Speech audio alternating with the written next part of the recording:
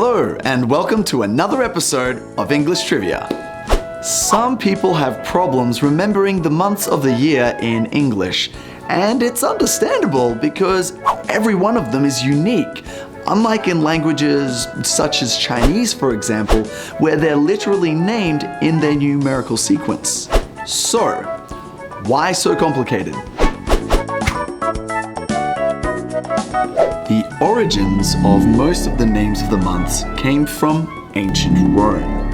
Knowing where these names come from can not only help us remember them, but also will show us what was important to people a long time ago, and what happened at different times of the year.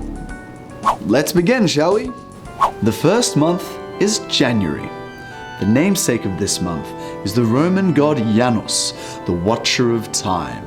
It is said that he had two faces, one that peered into the future, while at the same time watching the past with the other. February. The name for this month originally comes from the word februa, which means instrument of purification. The februa were thongs made from goat's hides that were used to strike young women who were allegedly infertile, thus healing them. The magical healing power of the thongs came from Juno, goddess of fertility, whose epithet was Februaria. An interesting fact, January and February were the last 2 months added to the Roman calendar, since Romans originally considered winter a monthless period. March.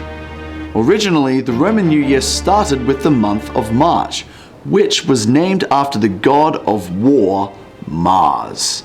Spring was the first warm season of the year, so it was the best time to wage a war.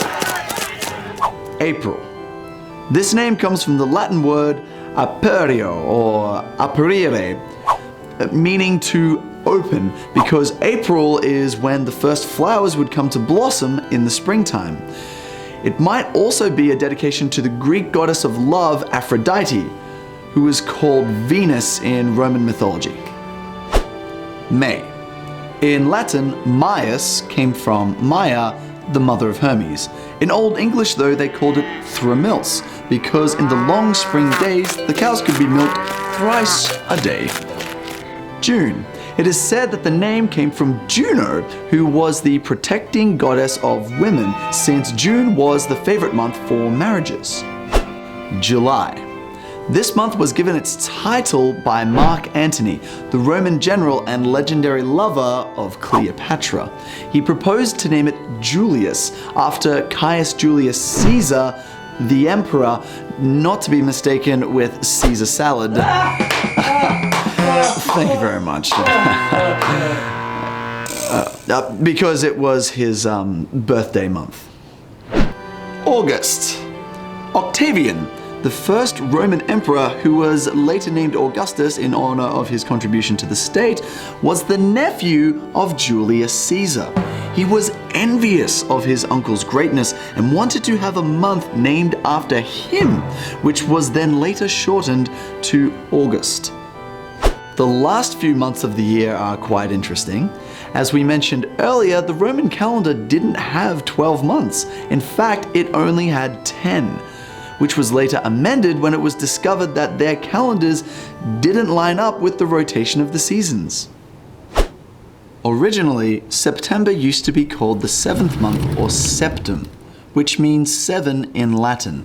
Similarly, the last 3 months of the year have rather simple origins.